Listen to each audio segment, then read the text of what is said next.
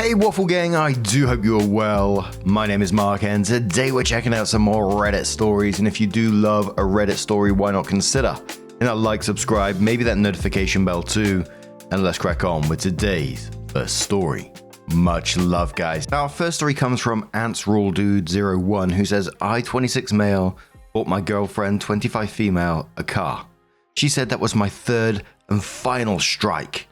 Whew. I come from a wealthy family. I now work in the family business, so technically I'm not spending mummy and daddy's money anymore. Been with my girlfriend for a year and 5 months. She's the best thing in the world. Doesn't matter how bored, sad, lonely, upset, or even happy I feel, she always makes it better. Now, I don't like to show I have money because obviously that's not the best way to attract people who are actually interested in you and not your money.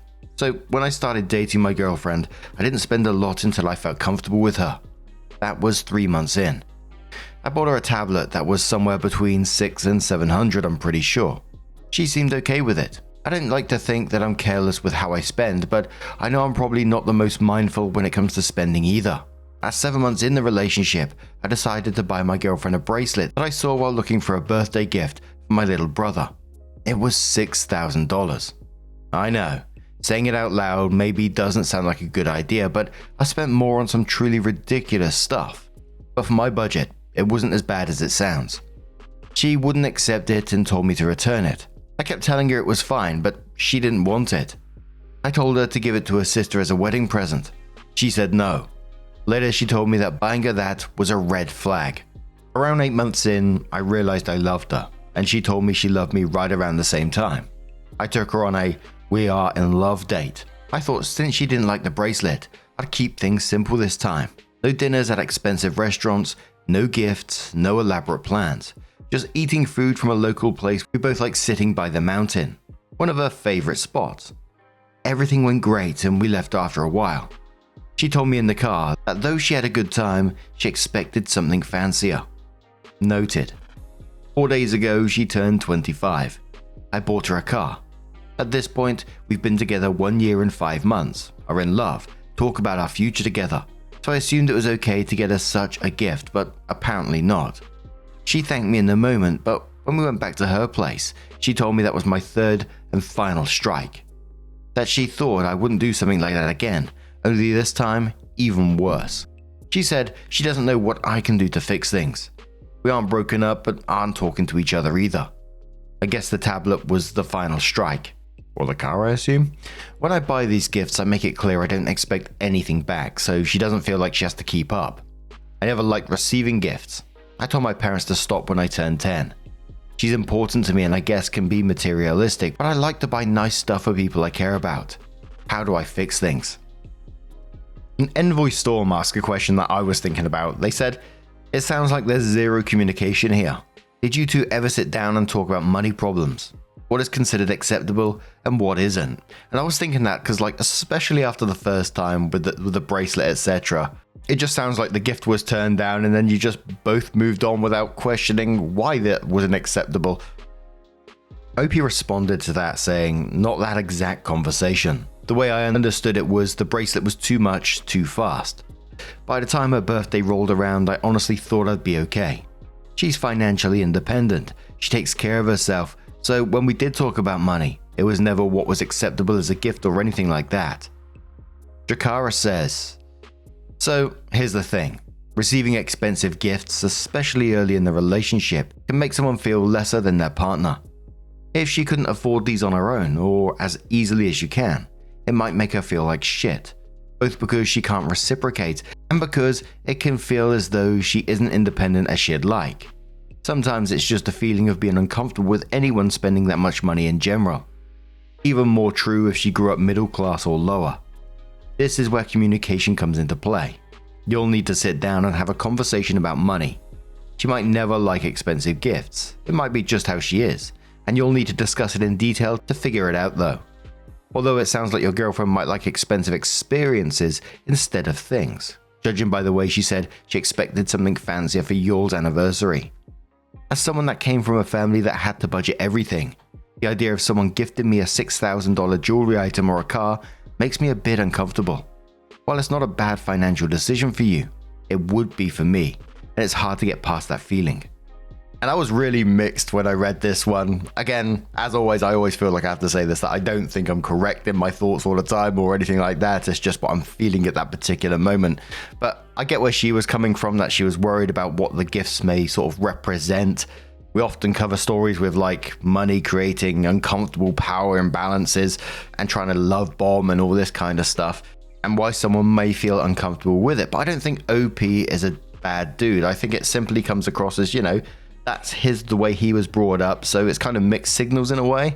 But also looking at it from his side though, is, she was rejecting his fancy gifts, if you like, but then expected something more elaborate on your in-love date. But it sounds like none of this was communicated in any way whatsoever. So you ended up with your third and final strike without even knowing that you had other strikes. I mean, what the fuck? So I think we just say communication. But 4 months later, OP did come in with an update and says, okay, so yeah, I asked her if we could just sit down and talk. She says she doesn't want expensive gifts for multiple reasons. She felt like she'd be indebted to me, felt like a gold digger, and felt like she could never do anything like that for me. She said it'd be okay if I occasionally brought her some chocolates or flowers. I apologized and told her that I enjoy making people happy, but I clearly wasn't accomplishing that by buying her stuff. I didn't consider the person receiving the gifts. I also explained I didn't like having a strike system in place that I was unaware of. She said from now on she would just tell me when I do something that she has a problem with, and that it was unrealistic of her to expect only 3 issues through the course of our entire relationship. Someone commented that if after buying her those gifts, did I hope even a little that she'd be less likely to break up with me? The truth is, yes. But that's in everything I do. If that's making her breakfast in bed, coming over and doing all her housework, or just rubbing her back or scratching her hair, I want to be the best partner possible. I hope that every single thing I do makes her less likely to break up with me because I love her and I want to be with her forever. I also asked about the fancier date comment. She said that was her expectation. That she wasn't disappointed but kind of saw it as an occasion where I could have splurged a tiny bit, but didn't. But certainly didn't have to. She said we can find a medium because she knows what she considers a lot and what I consider a lot is different. That 6K for me and for her were very different. That a car for me and for her were very different. Speaking of, I now more than ever acknowledge the difference between my upbringing and those around me. Because of the pandemic and as my family's wealth gets bigger, I realize how unaffected I was compared to everyone else. And I still want to do what I've always done.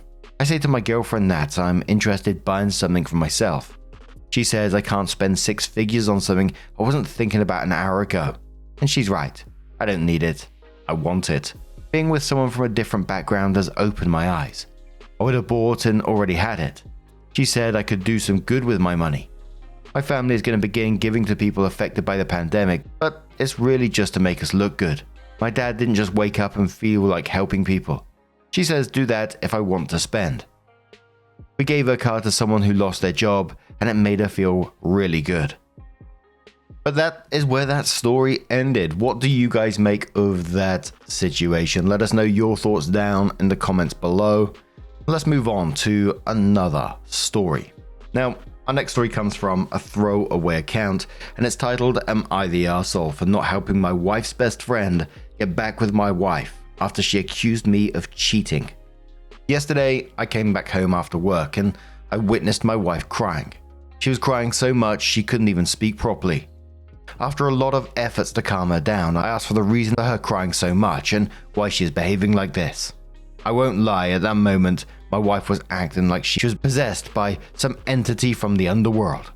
After she calmed down and I asked her, she told me that I'm cheating on her and that's why she was heartbroken and angry at me.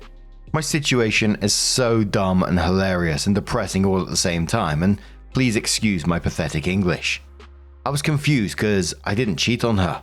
Hell, I don't even talk to the opposite gender unless it's necessary. My wife called for her best friend who told her that I am cheating on her.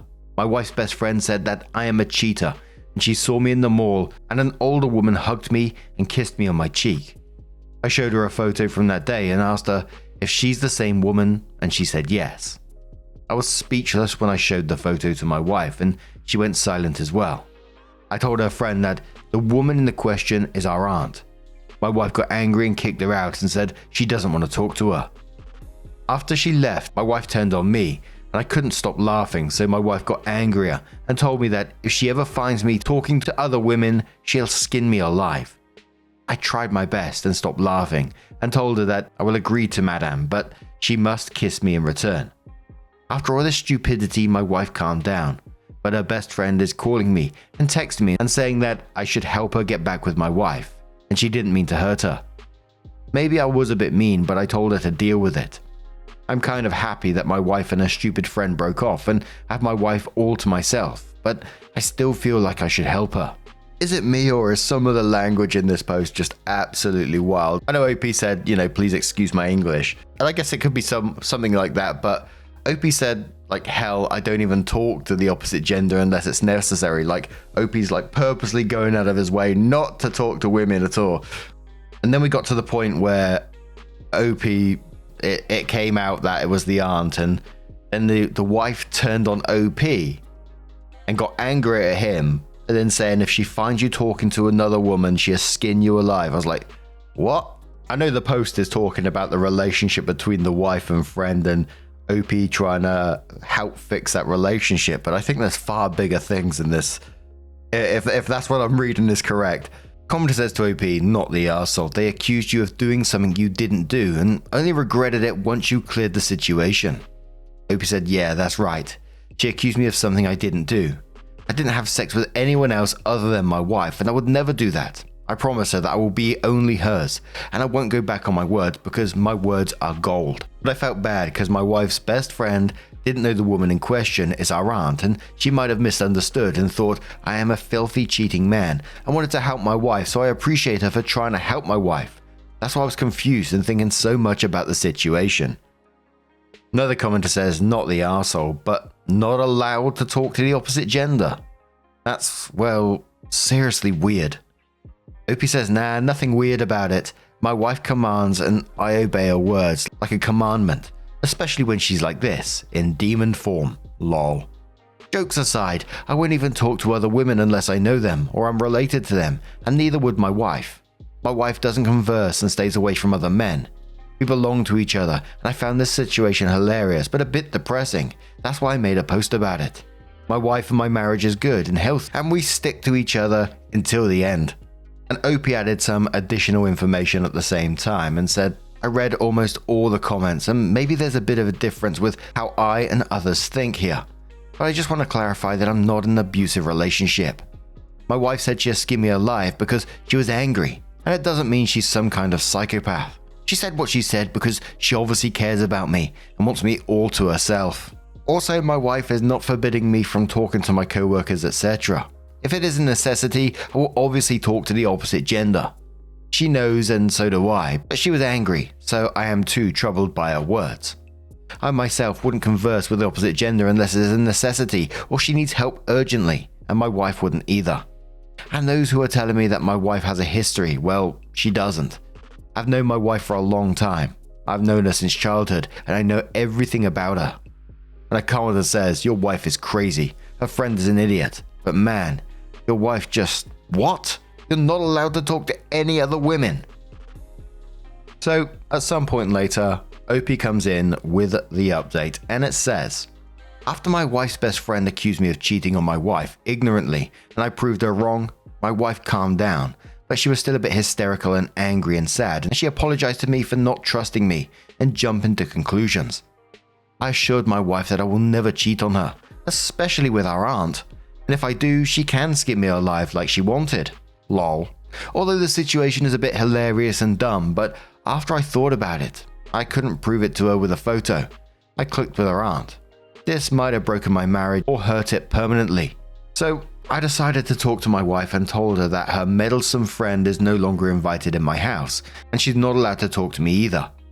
She can keep her friendship with her as long as it doesn't impact our marriage. I told her I agree with her demands that I wouldn't be allowed to talk to the opposite gender unless it's necessary, or they are family or friends, but her bestie is not allowed in my house. My wife agreed and said she's angry at her friend for making her doubt me, and she's not talking to her either. After the discussion, my wife calmed down, and she is getting normal again, and we made out. Her friend asked for my help again and again, when I had enough of her begging and blocked her. The top commenter on this one said, "Not the arsehole, but you should have divorced your wife. She still doesn't trust you." Opie says, "No, she trusts me but got caught off guard by this accusation, which came from her own bestie. That's why she was so hysterical. I've known my wife for as long as we've been alive, and she's emotional, which is why she's angry at her bestie, because she threw an accusation at me without any concrete proof, which made her appear as a fool in front of me. I know her." Another commenter says, "So if you go to a store and there is only female workers there, I'm assuming you are not shopping at that store then, since it's not necessary to shop at this store, and you can just travel to another store. Or you are working and some woman wants small talk, but it is not necessary to make small talk when it comes to work, so you not talk to the women. Who am I kidding? You and your wife are absolute fucking morons. Won't be long before some other bullshit comes up and you two are fighting again." Opie says, "No, you got it all wrong. If I get groceries and the cashier is female, then it is a necessity for me to interact with her. Not small talks with her, cause I wouldn't do that anyway. I have my wife and family to do that. Maybe there's a bit of cultural differences in the way we think, and we don't care about the way we do, but I didn't post to get opinions on my marriage, and I posted mainly to understand if I'm doing the right thing by asking my wife to keep her friend away from me and blocking her. Also, since my wife comes from my community, I will take care of her and agree to her demands. She's not a psycho who will skin me alive, and it's not like I will marry a woman for a different community anyway. My wife is my priority, and I will do what's best for our marriage. Maybe some here will agree, maybe they won't, but it won't change anything for me." But now, I'm going to turn this one to you guys. What do you guys make of this situation? Let us know your thoughts down in the comments below, and let's move on to another story. Now, our next story comes from the Am I the Arsehole subreddit. No update as yet, and it might be one of those ones that doesn't have one. But Long Jumping Mix 5951 says, "Am I the arsehole for having Dr. Pepper in my water bottle at the gym? I, 20 female, love Dr. Pepper. I probably drink like a can a day, which I totally know isn't great, but I eat super healthy and go to the gym religiously, where this incident took place. Me and my boyfriend Charlie, 22 male, usually work out together. Yesterday evening, before we went to the gym, I filled up my water bottle with Dr. Pepper. I hadn't had one yet that day and was craving it bad. If I needed actual water at the gym, I was just planning on drinking from the water fountain. So my boyfriend didn't have limited water because I wasn't bringing any extra.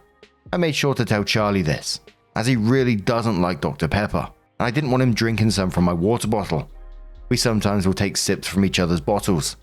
He just said okay, no problem, and that he'll avoid my bottle.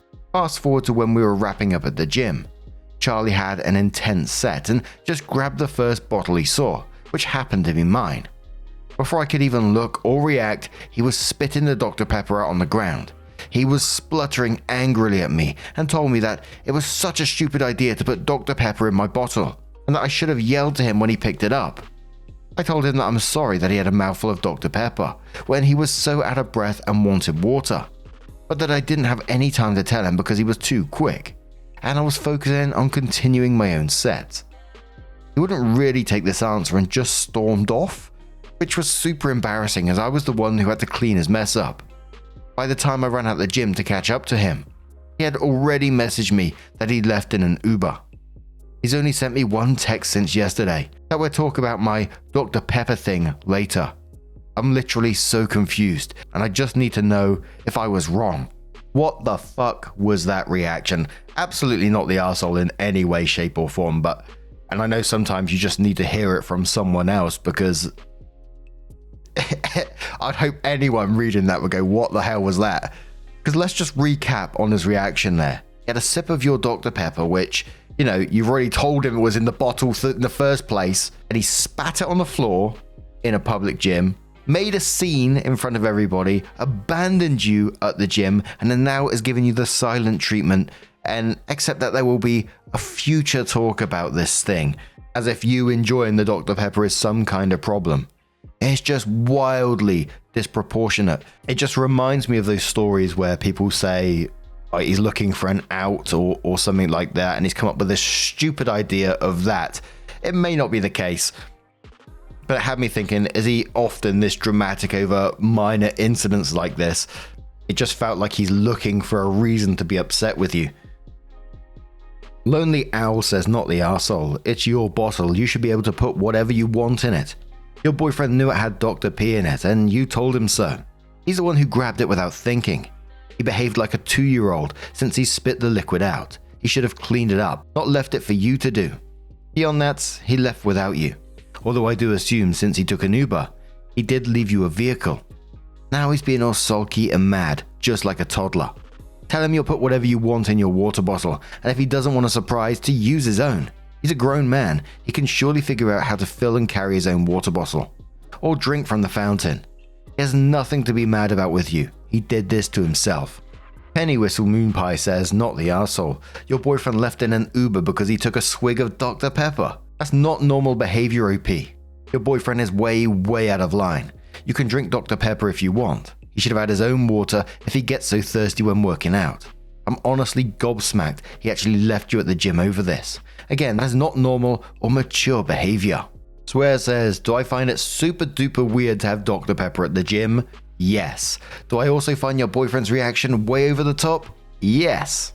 Not the arsehole, do whatever you want, even if others, me, find it weird.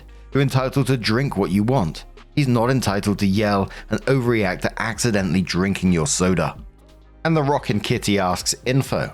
How long have you been dating? If it's just a few months, ditch him. What a bizarre thing to freak out over.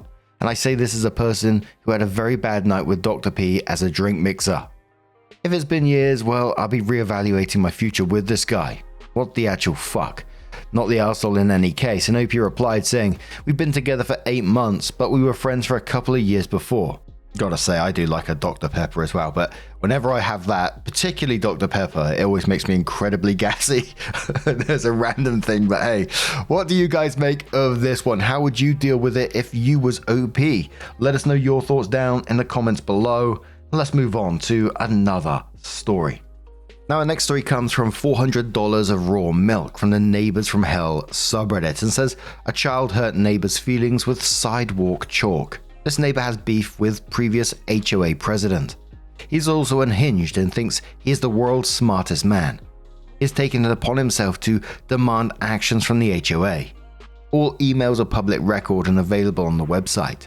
They are insane stuff like complaining about the any and all community services or amenities, to include the swim team that's going on its 30th year. He does not have a lot of support, but he uses proxy votes to get people elected to the HOA. When they don't do what he wants, he loses his mind, like stands at the entrance of the neighborhood to yell at people. His attacks on the swim team have amped up in the last year, so much so that he started harassing swimmers during meets and would bring his ceramic mug to meets, glass on a pool deck. Now the HOA election is forthcoming and he's determined to eliminate the swim team from the community. He has also championed the loss of roving police patrols, complained about neighborhood watch and license plate readers. Because of all that, crime in our neighborhood has risen. This includes vandalism and graffiti. His neighbor across the street, 12-year-old competitive swimmer, writes on the street in front of his house, but facing the neighbor. Go swim team. An amazing penmanship, I might add. Unhinged guy loses his shit and calls the cops. Tell them he is being threatened by graffiti directed towards him. Writes multiple demands to the HOA that they make him feel safe in his home. The guy who created the problem is now in danger. The guy who removed any safety and police presence in the neighborhood calls the police.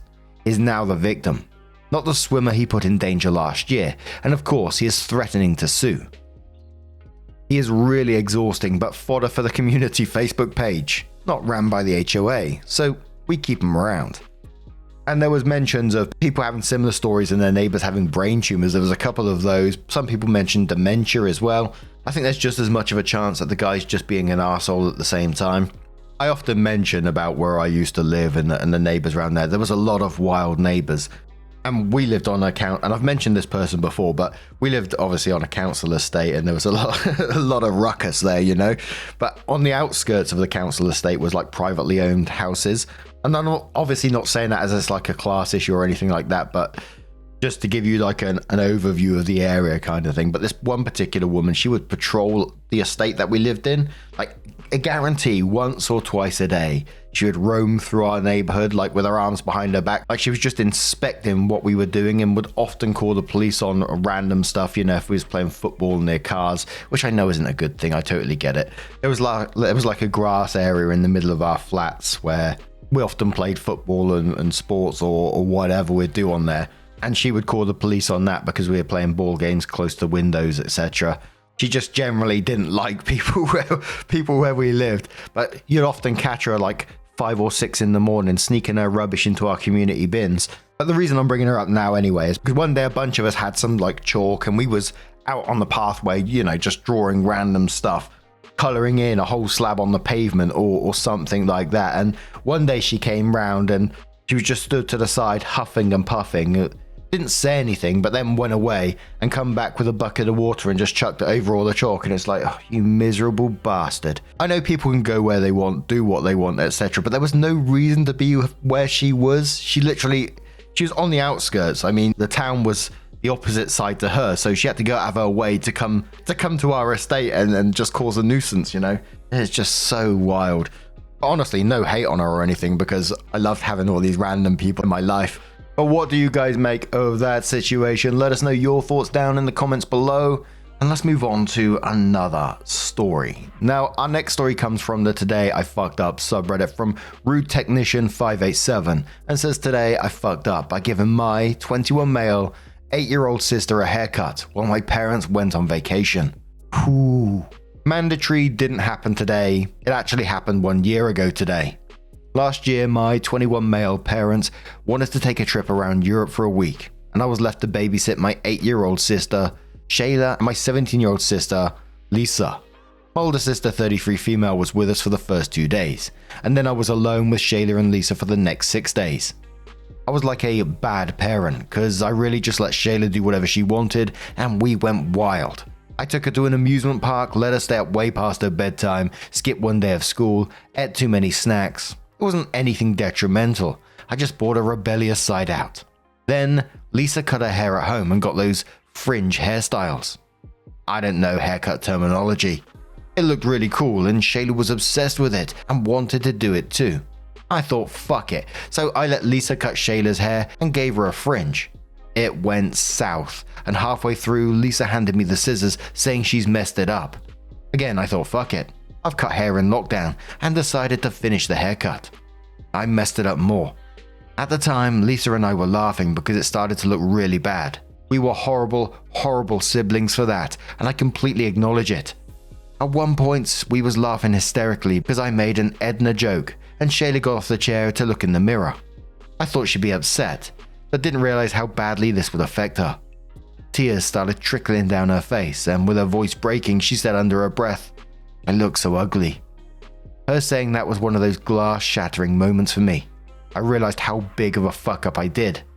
Up until then, I didn't even consider how this would ruin her confidence. I didn't even know that kids had self-esteem, if that makes any sense. It's such a basic thing. Everybody has it, but I didn't even care to think about hers. I hugged her, tried consoling her, but she was crying a lot. I tried thinking on my feet and I told her I actually had a surprise for her. This was a prank, and I'd booked an appointment at an expensive hairdresser's who'd give her the best haircut ever.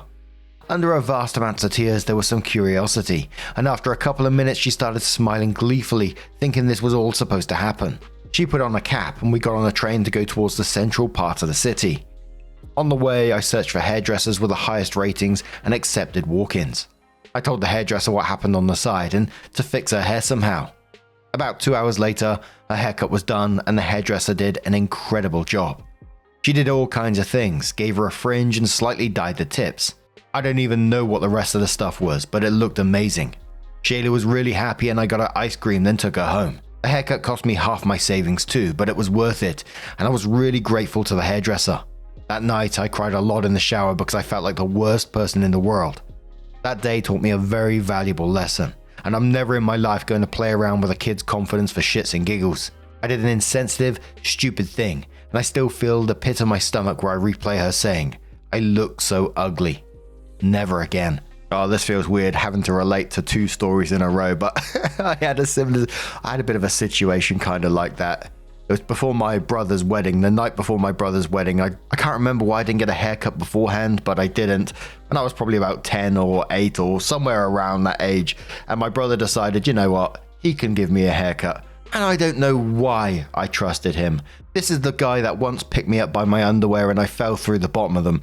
But anyway, I'm sat in the kitchen in front of the sink. My brother's got the hair clippers out. I hear the clippers go on. And suddenly, on the back of my head, the clipper guard fell off and I've got a freaking big bowl patch on the back of my head. And his idea to fix that situation was to give me a fucking bowl cut. We still got photos of that haircut, and looking back, I just wish they whipped the whole lot off, man. So yeah, little me had to attend my brother's wedding with a bowl haircut. Wild times, right?